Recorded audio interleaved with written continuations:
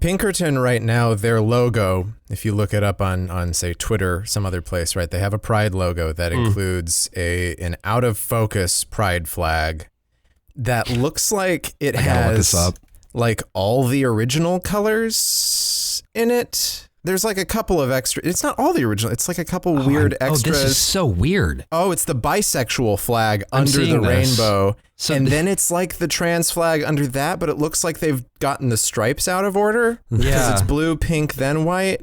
And then, of course, the black and brown right there here to show you all the kinds of people that they hunt and kill. There we go. Yeah, this is a horrible. It looks like Pac-Man is vomiting a rainbow. So many possible worlds, but we got this one. So many possible worlds, but we got this one. Welcome to the worst of all possible worlds, the first and only Pinkerton Detective Agency fan podcast. I am the worst of all possible Brians. I'm the worst of all possible AJs. I'm the worst of all possible Joshes. And based on our affinity for the Pinkerton Detective Agency, we're going to talk about probably one of the games that features Pinkertons in the strongest and most accurate way ever in all popular media. That's right, we're talking about Red Dead Redemption 2. Well, this game portrayed Pinkerton so accurately that the Pinkertons sued. They're bad guys. Right, entirely. Really? Yeah, they sued because they said they were slandering the Pinkerton name. Really? And, several of the Pinkerton agents had to sit their kids down who were playing the game and be like, and they were like, "Daddy, why are they killing all these innocent people? Why is it okay for me to kill them?" So it was completely dropped because of the long history of killing innocent people, and also it's a work of fiction. Yeah, like what the fuck? I mean, it was really because Red Dead 2 had done so well financially, and they were like, "You're using our name to make a shit ton of money. We would also like that money, please." You know, we are recording this episode on Pride Weekend. It's been a really rough few days for everyone who cares about anything. We hope that wherever you are, wherever you're listening to this, that you are connected to a community that is also supporting you in the way that you need right now. It's tough out there. And the next few weeks, I think we're actually delving into art that sort of deals with the original sins of this country. Yeah. It just sort of weirdly, Which is its wound existence. up that way. Yeah, which is its entire existence. Yeah, the way this game handles violence is really funny because, like, one, it wants to be realistic in, like, how it presents the history of the region and whatever. Right. So, like, for instance, in the epilogue, there's a part where John Marston has killed somebody and everyone's like, "You killed that guy up there, didn't you?" And it's like, yeah, by this point in the game, I have killed over 1,000 people. Like, the gunfights are enormous. I'm killing a lot of guys, and then, like, every once in a while, there's one gun death that's just supposed to be really important, or just death in general. It's definitely strange. I will be interested to talk a bit more about the mechanics of this game and, you know, how they interact with the narrative. But I think before we do that, we should just level set for everybody who may or may not be even familiar with what Red Dead Redemption 2 is, about the history of the franchise, how it came to be, and who the key players were in making this game possible. We begin with Capcom. Oh. We begin with the Japanese video game developer Capcom. Why do we begin with Capcom? I don't fucking know. They wanted to make a Western game, I guess. So, yeah, Capcom was working with something called Angel Studios, which is a San Diego-based game development studio. Hell yes! Red Dead, my hometown pride, baby! Yeah, you don't have anything else to be proud of. Literally nothing else. This is what I have. What, the Padres? The Padres are pretty good this year. You want the Chargers? A team so bad they stopped existing? Whoa, you have the Old Globe. We do have and the Old also Globe. the beautiful people of La Mesa. Yes, and the La Jolla Playhouse, which I activated Sure, when I was whatever. Hey! I did one cool thing when I was a teenager. One cool thing! Angel Studios, with Capcom's funding, was working on Red Dead Revolver from 2000. Red Dead Revolver is a game about a cowboy and you shoot stuff. There's not a lot. There's not that much to it. This is a few generations ago, right? This is a PS2 era game. It's got some, I guess you'd call it bullet time, but it's not really bullet time in the Max Payne Matrix sense. You're not dodging bullets. You're just the fastest guy in the West. So you get these little like timers where you can freeze time and like target people and then blast them. And that's the one thing that has stuck throughout. Yeah. The box art of that game is it's so hideous. funny. It's so fucking funny. It's real bad. It's like a guy yelling, and it's not good. Well, it's funny because it got overshadowed by a game called Gun, which had much better shooting mechanics. Right. Well, and Gun is much more of a Rockstar type game. But again, Rockstar just bought this studio, and this game was just about to ship anyway, so they finished it up. Interesting. Right. Okay. So the game had actually been canceled, and then Rockstar acquired the studio and were like, well, this is it's sort of like what happened with like Duke Nukem Forever. They were like, let's just throw out whatever we fucking already have. Right. They finished up Red Dead Revolver. It's like polished enough to be like solid. It's not like Duke Nukem Forever where so this is not a game that I have played. I didn't have a PS2 or an Xbox growing up. This was a weird game for Rockstar because at this point they were pretty much just making what we were calling back then sandbox games, right? Because Grand Theft Auto, the 3D Grand Theft Autos,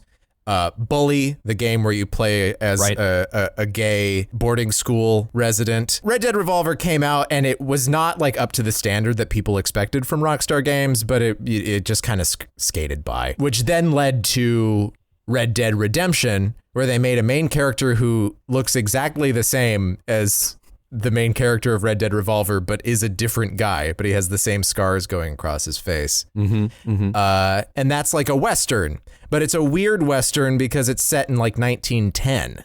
Yeah, it's like way past the prime of most Westerns. It's at the downfall of cowboys. You know, you ride in a car at one point, everything is electrified. You're playing some guy who used to be part of a posse who is now hunting his old compatriots down. Have either of you played the original Red Dead Redemption? Because I have not. It never came out on PC. Yes.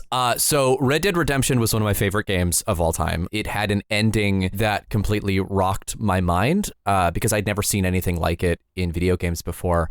There's a point where you ride into Mexico for the first time and this song starts playing over your ride. And it's just you riding across the open expanse with this beautiful guitar backing you up. And it was like the most cinematic feeling I'd ever had playing a video game. After Marston has gone after all of the old guys, he finds the old leader of the gang, Dutch Vanderland, who then can't really... You don't kill him. He kills himself. He jumps off the top of a mountain. Yeah. John Marston makes his way back home. You actually just spend a lot of time there on the farm, like fixing things up. You know, your wife and son foreshadowing for Red Dead 2. Yeah. Your wife and son are returned to you. You're doing just fine. And then the government agents that you've been working with turn around and kill you. When we cut ahead to the epilogue of Red Dead Redemption, Abigail has also passed away. Oh, okay. Right. So it's 1915. Yeah. He's just buried Abigail. And then he goes and finds the old government agent. Yeah, Jack, John's son, goes and redeems his father by shooting that man dead. That is the Red Dead Redemption. That is the old man redemption. is retired, and so you go down by the river and you kill him. You just fucking kill him. And then the game just ends right there. It does a big like Italian Western kind of, and the whole game is very much like spaghetti Western. It's like dark, gritty, revisionist Western kind of thing with a lot of like Tarantino stuff going on. What would you say are sort of the hallmarks of that game that made it so different and so unique? Because we're going to be mostly talking about Red Dead Redemption 2. Yeah. So I'd be curious to hear like what the aspects were of the original then that really needed to be carried forward into RDR2 in order to make it a worthy sequel. So I think the main thing was that having a protagonist who could be either good or evil, but ultimately can only be good for the story to work. I think that John Marston is kind of more of a cookie cutter character in Red Dead 1 because he has to be formulated by the player's choice. So he's a little bit more kind of what you make him. It was the peak player choice era. Right? Yes, good, absolutely. Bad decision kind of thing. But Red Dead has and will always be about the vibe. It's almost never about the main story or plot. It's about how it makes you feel existing in its world. And again, entering Mexico for the first time, all of a sudden, what you thought was like a pretty, a sizable map, all of a sudden becomes an entire other continent for you to visit. And there's these giant like rock sculptures that make you feel like a tiny little insect. Yeah, basically doubles the size of the map at that point, right? Absolutely. And I think that was very important. Also, it avoided a lot of the pitfalls of other Rockstar games, and namely in that John Marston doesn't try and cheat on his wife. Like, there's no love interest for him, and they sort of play with that a little bit. And Rockstar is notoriously bad at female representation, which I think... No. I'm surprised, but like, I think Red Dead 2 actually goes out of its way to like give better female representation. Yeah. But the first Red Dead Redemption seems like it's kind of threading the needle between the Grand Theft Auto stuff and this more serious tone that they're trying to get at. In a game like Grand Theft Auto, it has to be sort of silly in order for the mechanics to make any sense whatsoever. Yeah. Because otherwise you just have these weird tonal lurches between like what is happening in the story and what is actually happening as you play the game. It's a silly game. The world of GTA, I think, is very silly in its nature. And so ludonarrative dissonance? Yeah, sure. Yeah, that's what I'm talking about. Well, not even that. It's just like things from scene to scene. And I feel like Red Dead it just bounces around a lot. Yeah. And we're just going to say, like, if we say Red Dead 1 or the first game, we're talking about Red Dead Redemption. We're not talking about Red Dead Revolver. That game factors very little into any of this.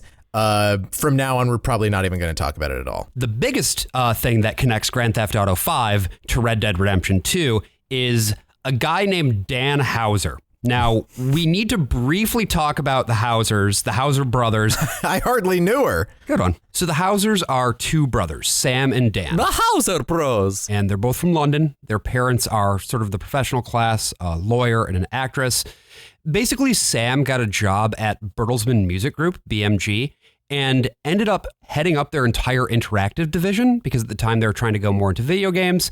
And Sam also dragged his brother Dan into the whole operation. And Dan, being more of a creative type than a business type, would end up working for Scottish developer DMA Design, including writing basically the whole script for Grand Theft Auto 2. So there was a series of acquisitions, but basically DMA Design ended up getting acquired by Take-Two Interactive in an all-stock deal. The new company would be known as Rockstar Games and headquartered in New York City. And of course, this meant that the Housers were millionaires overnight, had a ton of money as a result of their stake in DMA Design. And DMA Design would end up getting rebranded as Rockstar North. So that specific studio, and it got moved from Dundee, Scotland to Edinburgh, Scotland. And Sam Houser actually remains the president of Rockstar Games today. However, Dan resigned as vice president of creative in 2020, likely in no small part due to the absolutely brutal development cycle around Red Dead Redemption 2. And even though they're very high profile, they're some of the best known names in the game industry, the Housers are very private people. They're very hesitant to actually participate in fame. And I have a quote here exactly why that is. When Dan Houser was interviewed about Red Dead Redemption 2 with Vulture magazine by Harold Goldberg in the article How the West Was Digitized, the Making of Rockstar's Games, Red Dead Redemption 2.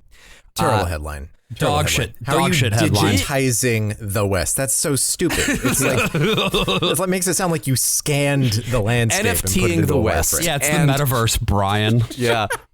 Quote, they hardly ever give interviews, and they've never taken a PR photo together. With fame comes annoying obligations, and as Dan has observed by proximity to celebrities he's worked with, quote, lots of girls who only want to speak to you or have sex with you because you're famous. And in exchange for that, you give up your whole soul. Wow, what a normal guy. What a normal guy. He's a big film buff, which I think comes out a lot in the game. He does make a lot of filmic references in the game. But for this one, Red Dead Redemption 2, he specifically did not watch anything contemporary because he didn't want to be accused of stealing other people's ideas, which, okay. Well, I can kind of get that because so much of like the Rockstar output tends to be parody. Right. It's just it is stealing from other things, and it's doing so very consciously because it wants you to see this is what we're referencing right now, right? Yeah. Where It also does it in what I would say they do is like an old iPhone ad, but they call it the gay phone or something. The pair. Yeah. It's a very British thing too, right? Yeah. Like the sort of sensibility of it all. It's British. It's also kind of like South Park. Yeah. You know? And the way that they perceive American culture is through a very distinctly British lens where, if it ever feels on the nose, that's because it is.